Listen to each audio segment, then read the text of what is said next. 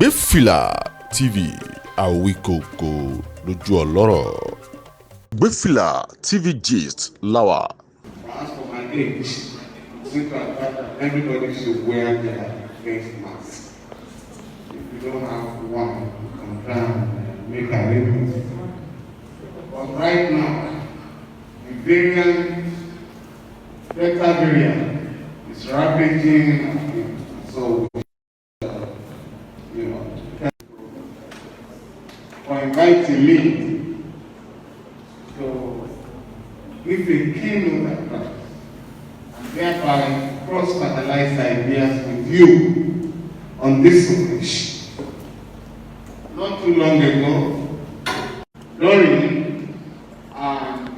or before and during elections, the official reason I used was that the internet would be manipulated to produce fake election results and thereby endanger the democratic process and compromise national security. That is the official reason given in each case. I'm sure you are familiar with such reasons there. In the case of Amnesty International and others, versus the Republic of Togo, right to freedom of expression. In the same vein, in the case of Sarah and others, and the Federal Republic of Nigeria, the ECOWAS court restrained the federal government of Nigeria from prosecuting anybody using Twitter because Twitter have been suspended by Nigeria. I'm sure you could recall that the Attorney General actually threatened that the government was going to prosecute anybody who defied the ban, and that was why the ECOWAS court intervened on the ground that the government did not show evidence that any law had been violated in the country. Now, as regards to the desperate attempts by both the executive and the legislative arms of the government and the federal to restrict or regulate the use of the social media, we should not be surprised if by 2023 the social media is completely shut down for the reasons that other dictators in the continent have agreed. No doubt, the use of the social media or the abuse of the use of the social media occurs frequently. We all witness it daily by shutting down the internet. The point I'm making is that yes, there is right now abuse of the social media, which is the explanation of the enemies of press phenomena on the world. And therefore, instead of waiting for them, I have called on the Guild of Editors, the NUJ, the MPN, and civil society organizations to sit down and ensure that suggestions are made on responsible use of the social media so that we do not continue to play to the hands of desperate anti-democratic forces that are bent on regulating the social media to suit their own selfish objectives. It is an undisputable fact that members of the political class have embarked on electioneering campaign towards the 2023 elections. Even though the politicians in Nigeria have shown their incapacity to provide meaningful solutions towards addressing any of the social malaise, be it supply of electricity, good roads, sound educational system, or whatever. This is a class, a political class, that has proved beyond reasonable doubt that it is not capable to run the country. Yet, for civil society organizations like your own, you have considered the political space to them. Hence, you are gathered here today to discuss fake news, internet shutdown during the 2023 election. The point I'm making, political buccaneers and destroyers of the values of our people are already moving around the country to position themselves or reposition themselves to acquire political power and renew political power in 2023. Why patriots like you are gathered here to discuss on the sideline? How can we manage these people and they don't shut down the internet? The only way you can do that successfully is also to engage in the acquisition of political power. As long as you remain on the sideline, monitoring the activities of a reckless,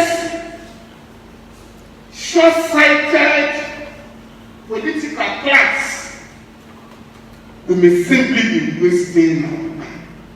It's good to have civil society organizations, we need them. But for me, I think they are becoming too many. I think we need more people in the political arena. Otherwise, the destruction of our country by imperialism and its local activities will continue. As a result of the crisis of capitalism, which has manifested in corruption, exploitation of man by man, oppression, insecurity, and unemployment, we now find ourselves, oh, this government is too corrupt. This government is nepotistic. What do you expect of a neo-colonial peripheral capitalist system? Is to be incompetent, is to engage in nepotism, separatist program, so that the people are divided while exploitation continues. Oh, this is also Fulani people.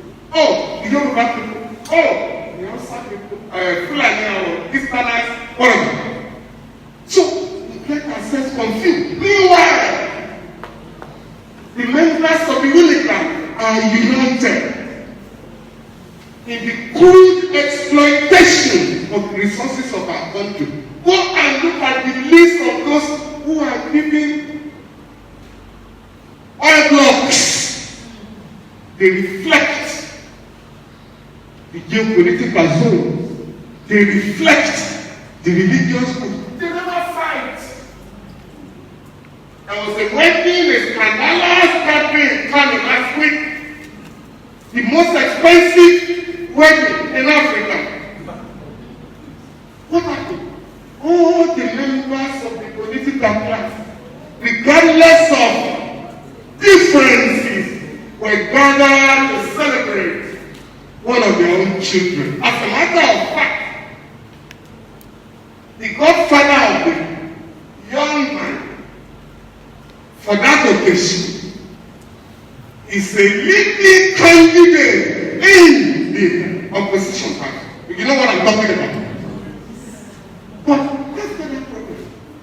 The common people are not allowed to draw any lessons from the gathering in Kano. About 100 private jets landed in Kano at a time that 100 million people in our country are have been confirmed by the government to be poverty-stricken. So what are you showing for us? Because people like you represent the best in the country. But you have abandoned politics to professional politicians, to the detriment of all of us and our children. They are taking loans, huge loans, that our generation cannot pay. Our children, the future of our children is being mortgaged. Yet, you allow those who are doing this to continue. While you are gathered to say, oh, we are monitoring human rights. How can criminally minded people respect human rights? No! They need to violate your rights. Because that is a component. It's a component part of the capitalist system. Let me tell you, the difference between the West and the peripheral capitalist state like Nigeria is in America, Britain, France, and the rest of them. The ruling plan. Thou shalt not commit the 11th commandment of the bourgeoisie. You know what I mean? Thou shalt not be caught committing a criminal crime. If you are caught, the law will deal with you. But here, if you are caught and you are a big man or a big woman, you deal with the law. Either by compromising law enforcement officials or by punishing them for arresting you. So, and that is the difference. Therefore, for us to build a new society out of the decadence of the current one, you will need men and women of ideas, not men and women of expired ideas, the corridors of power. And so, I am therefore challenging civil society organizations not to make the mistake that we made when we were fighting the military dictators in our country. At that time, there were only two political groups in Nigeria. The group of the military dictators and the group of the pro-democracy human rights activists. But we are taught that nothing could be so terrible as the military regime. Therefore, once we have succeeded in ensuring the restoration of democracy in our country, we left the space for enemies of democracy, for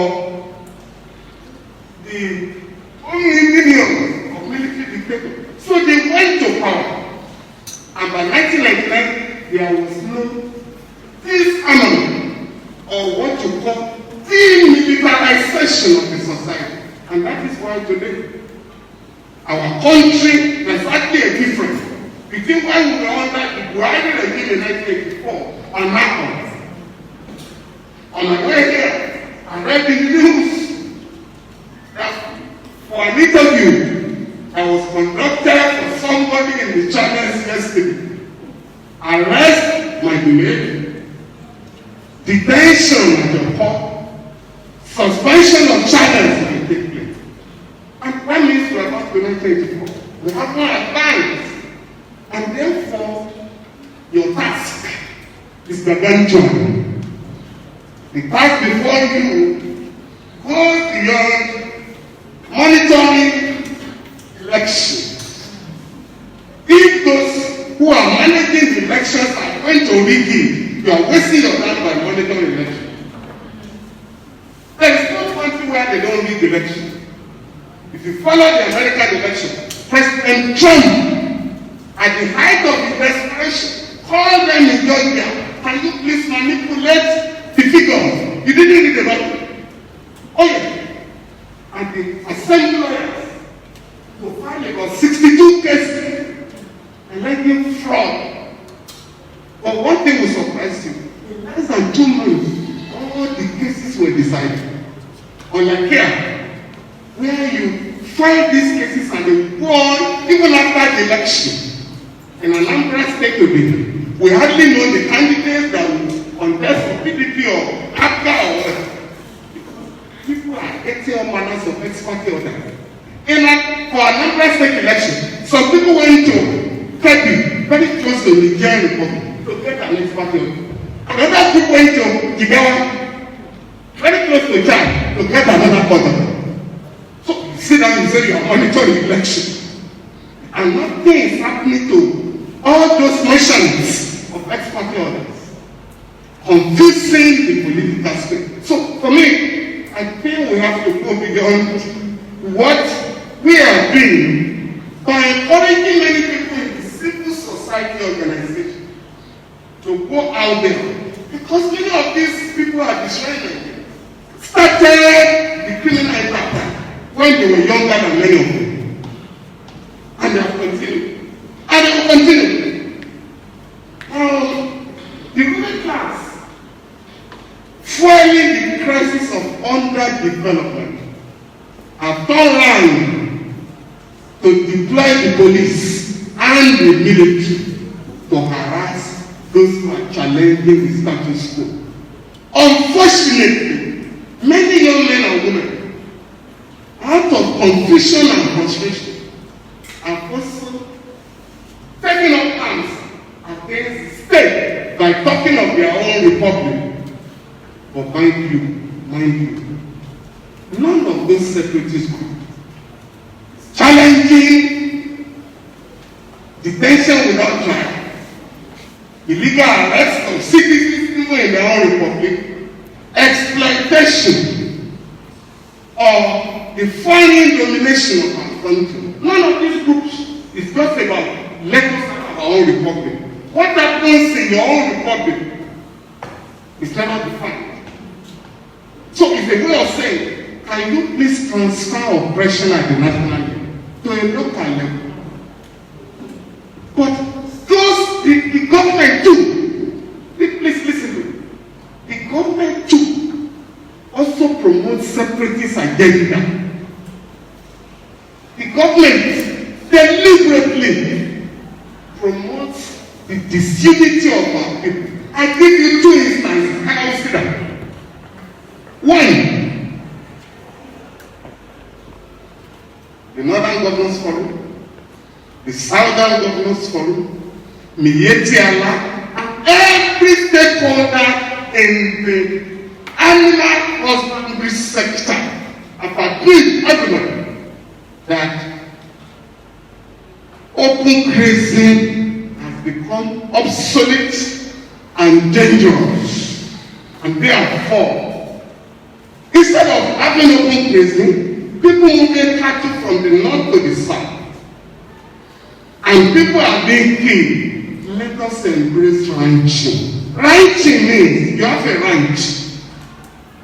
Within a particular place, there will be water, there will be grass, there will be schools for the education of the children of the herder. And that is the modern way of bringing up rearing animals. But here, somebody says we must continue to move animals around the country. When they say they are looking for grazing routes in the 21st century. And I people say, oh, this is for Fulani people. Oh, this is for... No. Tell the regime, you have already adopted what you call National Livestock Transformation Plan, including ranching. And as a matter of fact, and you can Google here, President Muhammadu Buhari gave 6.25 billion to Katsina State in on July 16 for ranching. So if you are building ranches in your state, why are you looking for grazing routes in other parts of the country? Meanwhile, the president himself is the header. But when he goes home, the president does not go to grazing route looking for his cow. He goes ranch behind his house, and pictures are taken, and we're told this is the president and his staff. So why then are they going back to enter into their primitive operation? And that is one. And so please don't go around saying, oh, these people, they're Falana, they want to do this, they want to challenge them. But there is a small African country, Botswana. Botswana has a population of about 1.23 million people, cattle population of 2.8 million. But that country has markets in many parts of Europe. Because it's not rocket science to produce meat and export. This business of bringing cows to the south is a 30-25-year phenomenon. We used to have ranches there. In the West, ranches started in 1956.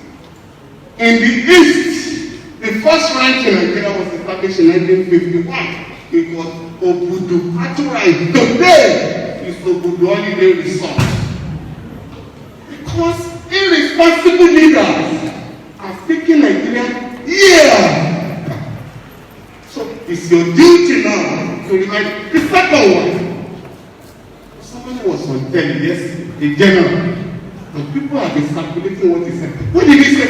Nothing new. That sponsors of terrorism are not tried. Not new. In April this year, the Attorney General of Nigeria, Mr. Abubakar Malami, announced that we have arrested 400 sponsors of terrorism. We are going to charge them before the court as soon as the strike of the judicial staff was called off. That strike was called off in June. Nothing has happened. Hence, last month, I wrote to the Honorable Attorney General under the Freedom of Information Act. And I know where the sponsor of Boko Haram have been from. I'm yet to get a reply. Second one, he also announced that 800 Boko Haram suspects are going to be charged. Please, can we know where they are being tried? No reply. Of course. We are going to court next week under the Freedom of Information Act. The point I'm making therefore is that sometimes people go to the television and they make statement because of our collective amnesia. We then are given the impression that this is a new thing. In Sankara, in Katsina, in Kaduna, many criminals, terrorists have been arrested. They have never been taken to court. People you call bandits are terrorists. There is no banditry under our law. Section 2 of the Terrorism Prevention Act regards anybody who kidnapped for ransom, anybody who kidnapped for politics, anybody who kidnapped another person, or engaged in the destruction of the property of the government. They are terrorists. But in order to reduce the scale of criminality, they are called bandits or gunmen. Or non-gunmen. This is our. So our own language must change. We must speak the language of their own law, so that these criminals are made to face trial under the Terrorism Prevention Act. Let me conclude. I challenge you. I'm not going to waste my time with fake news. I'm not fake news. I'm not telling fake news. But how do you deal with fake news? It is to stop the culture of impunity in the country. If somebody has deliberately sent out fake news, the security agencies in Nigeria have acquired tools to deal with anybody spreading fake news. Last 2 years ago, one guy sat down in Canada and said that President Buhari was trying to have a marriage. So you're like, the young man published an invitation card and spread. the security people, the state security service, went to investigate and discovered the guy. He started trying. So instead of saying we want to subject Nigerians to collective punishment, the government has the capacity to know who has sent out an inciting statement, arrest the person and charge the person to court, or anybody who has deliberately produced fake news to confuse the society and cause problems. Yeah. Don't mind Twitter. Don't shut down the internet because a few people have committed offenses or they may commit offenses. There is no provision for collective punishment under our law. Whoever has broken the law must be brought to trial. I therefore would like to thank you once again for this opportunity. Plead with you. I plead with you to take the destiny of our country in our hands. I thank you very much. I think that was a full meal, and I want to ask you to also give Chief another round of applause. Yeah, as usual, it's always good to listen to Falana here. And what he said, he's not only saying, it's also acting, not only challenging to do some of this, but he's already in the process himself. And I want to say very big thank you to you. And what he has said seems nothing but true. For instance, in addition to this issue of terrorism, United Arab Emirates, also from Nigeria, jailed, and they told us there is one Alhaji Suraju in Nigeria. That Alhaji Suraju is part of the people, funneling money till today. Nigerian government don't know. So why should we be surprised when instead of giving Nigerian visa, free visa, they decide to do that? So we shouldn't be surprised. Our dear honorable is there, very young an activist, politician. We've known him for a long time. He's a member of the Federal House of Representatives. And of course, Honorable Babajide Obaniko is one of those people of Lagos always looking forward to engage. We always appreciate it.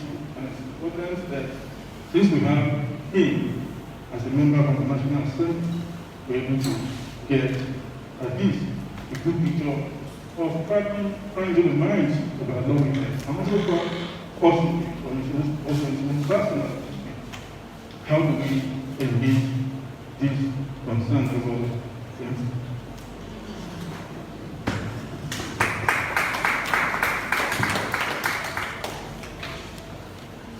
Good morning, everyone seated in here.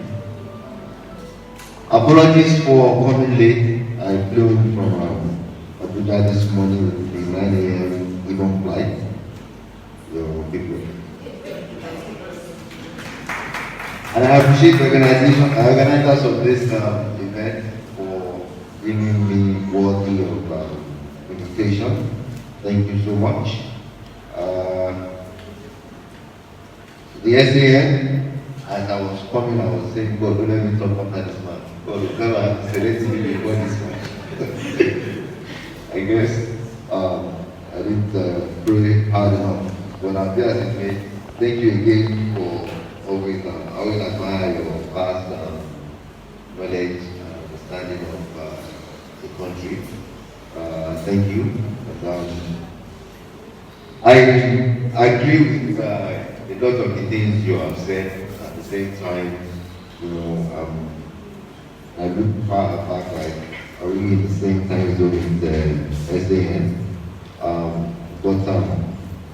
Let me first of all take us back to democracy. I say democracy is government of people, for the people, and by people.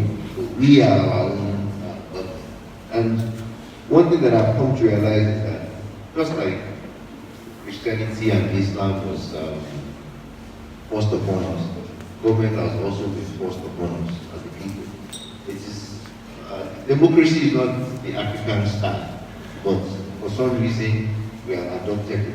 That's why you see that our culture clashes at times with the constitution and the running of the government as a whole. So when we talk about government, you should always put that into consideration as well. It's one of the things that hinder us a lot from making progress. Now, what is government? Government is the system or the body that supposedly gives us security against any form of harassment, protects we as a person, our property, gives us guarantees our being, in a society where it's not barbaric. That is what government is supposed to do. Now, in the past, social media started with just internet. The military decided to exchange messages via email. That was where social media started from. And at the time, if you sit back and look back in time, it was considered as a weapon. And so they didn't want to share it with themselves. It was only used, whoever had it had advantage over those that didn't have it. That was what social media started with. Fast track to today, it has become the means of communication. Everybody. Now, as human beings, we can decide to use, I don't care what it is, no matter how nice it is.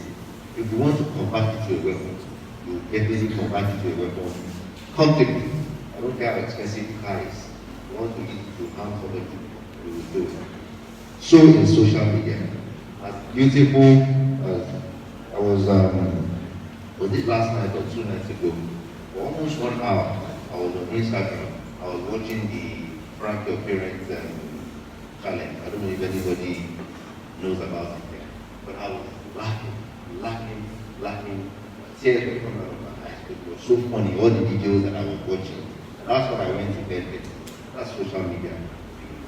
Now, let me also, I'm just going to give some highlights of what social media can do, and maybe towards the end of my conversation or my speech, it will sink in what my position is.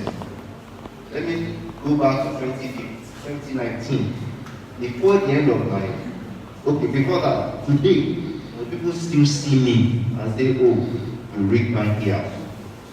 And I sit back and I'm like, where did this come from? Now, go back to 2019.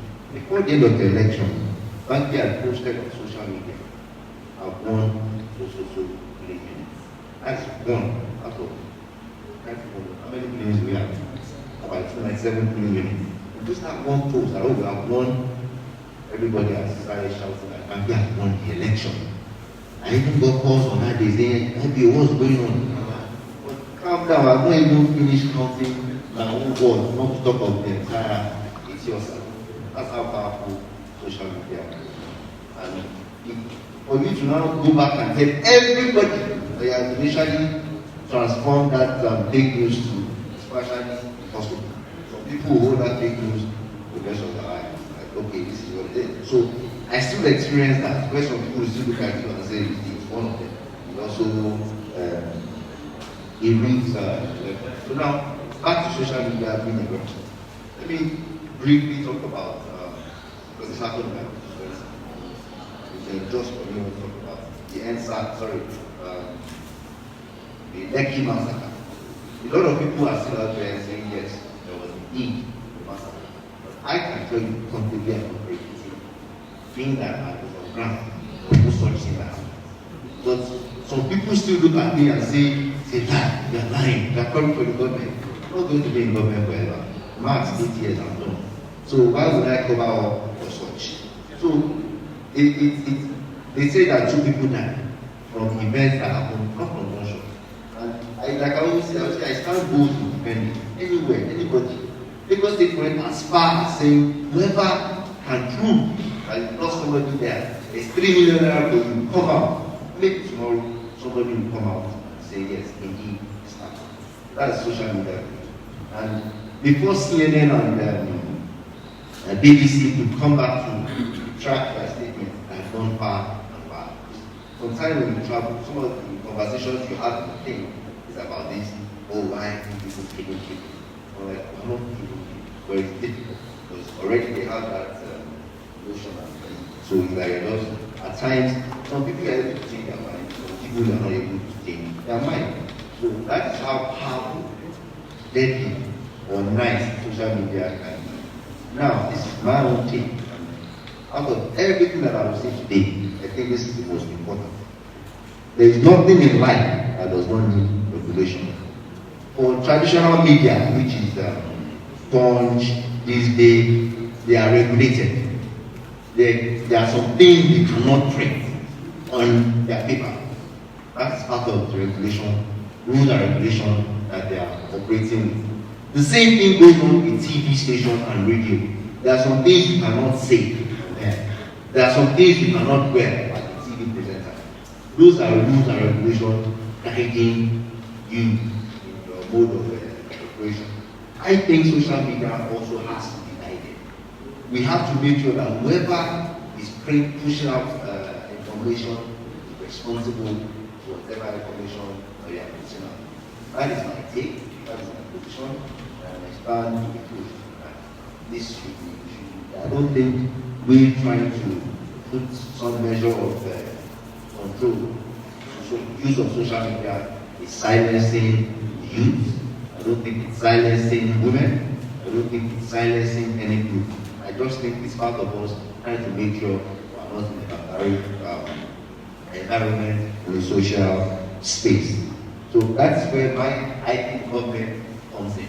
Government has to find a way to make sure we control how we use social media. There's no social media in China. They are not dying, they are living. And we still get a way to hear whatever it is that they are doing in China. I don't care anywhere you go in the world. They don't, even in Dubai, you go to Dubai, unless you use the VPN, there are some things you cannot do with your social media. That is them controlling their space. You might think that I'm just bad and that is the situation in those countries. So Nigeria has to find a way to regulate social media. And we also have to understand that some of the actions the government takes is because of the information they gather from across the country. You and I, no matter how informed we are, can never be more informed than the government. Our information gathering will probably take us as far as, cover the entire Southwest, maybe 1 or 2 states in Southeast, 1 or 3 states in the Northwest. But we cannot get information from every part of the country as a single individual. It's very impossible. It's the government that sits down, gets all this information, and tries to use this to formulate policies and laws that we use to guide ourselves. Unfortunately, some things that happen in Cross River cannot happen. Might not work in Lagos. What was working in Lagos might not work in Zamfara or Kano. But as people, we have to find a way to adapt. It's done in America. The US they are more vast than we are in terms of ethnicity, you name it. But they should find a way to live under that constitution. So I think in Nigeria.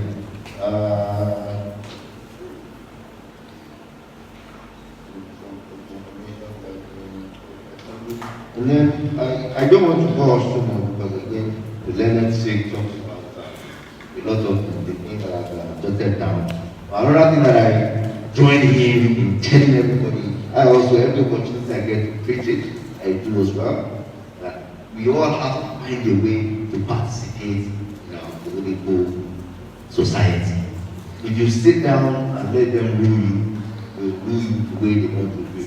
They want to rule you, not the way you want to be ruled. And that's one of the things that made me change my mind to join the APC. A little background, 2011, I ran for House of Assembly under the platform of the PDP. same year around for chairmanship. Fast forward 2018 around for assembly. I had a meeting with distinguished Senator Daniel Solomon, and then he told me we were in his compound. So they deliberately poured some dirt on the floor, and he told us to go outside his compound. So when we were outside the compound, we now said in our dialect that the dirt that he poured on the floor, that I should go and change. So I wanted to go back into the compound to go and change. Now driving back, he said no, I should change from where I am. And I said, there is no way I can do that. I said, that's what I'm trying to do. Wait a second. That you've been trying to take care of the compound from outside the compound. Come into the compound and clean the compound. That's the only way you'll be able to clean the compound. And for me, I held on to that, and I thought that was it was very logical reasoning. So I felt I had so much passion in me that I could contribute so much to my environment, politically, in government, as a representative, you name it. And I was just, unable to do anything because for every election you win, to find a way to manipulate it and come short, whether by, the year 200 votes or something, usually I just shocked. So we decided to move camp and join the ruling party in the state. And to God be the glory for our office. And I can see the difference between, not being in government and being in government. Now, all of us cannot be in government at the same time. Every government should be productive, to get joining the government. While looking at Nigeria is working towards, whether it's deliberately, whether it's accidental, whether it's just by flow, we are getting towards the two-party system, political system. 1, 2. And I think it's better because then the competition will be very high. It will be a lot harder to manipulate. So, if you join one or two of these parties and speaking like a politician now, it makes it easier for you because one, you are running under a third party. You don't have the existing structure that the current parties have, which puts you at disadvantage, which also puts you to spend more money. So try your best. Go to your nearest. It's not all of us that will run for office. It's not all of us that will run for be a party exco. But at least be a party member. When election comes, especially primaries, when you get the opportunity to elect who will represent the party at the general election, that's where your power comes in. So if you have the opportunity to be a member of any party, whether it's APC, whether it's PDP, please join. But of course, being a member of the APC, I would ask that you join APC. Not that I'm campaigning for APC, but I'm just calling for better, more hands to come and join me to move Nigeria forward.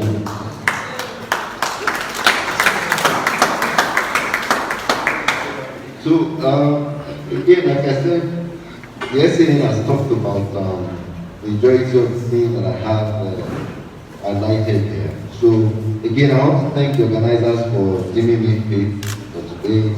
I thank the SAN, Kate and Shaw, to my right, everybody in here for showing interest. 2023 is also around the corner. We also disagree with yes. So I agree with him, but I'm talking from a personal angle now. I don't think I want to meet anybody to say I'm coming to run House of Work again. I'm still focused on some of the things that are good in pipeline. I'm still focusing on making sure that they see the light at the end of the tunnel before we now start talking about the election. So I'm sure I'll see the opportunity. So I won't be repeating myself during the course of the day. So I'll leave for later opportunity. Thank you very much. You see, one thing we've seen here is the reality of this program. no political correctness. No political correctness. He said his mind, said his position on the issue of electoral, democracy. He said his position on the issue of politics. And for some of us, that compound that he has entered into, for him, is a political party of choice. For you, it will mean that you should come into politics and participate. And exactly what the SDN said, that politics is too important for us to live in the hands of good leaders. Politics is everything. And your vote is very sacred. And I believe that after this conference, we're still going to have a kind of discussion where we're going to talk about the changes itself, what we want, how we should get involved, and the kind of positions that we want to have, and the credential, because it has become very important now, in terms of the credential of who is going to succeed in 2023 at the national and the sub-national, because extremism is putting. And I also want to tell our chief and others that one thing that has now become very important is to defend Section 10 of the Constitution of Nigeria because of this incursion of extremism into our body policy. And I believe that we will be able to do justice to that and because of that. So we will have our deep brain shortly, but we know that our lady potential engagement. We want to do something short and very quickly. A group photograph and also. Gbefila TV Awikoko lójú ọlọ́rọ̀.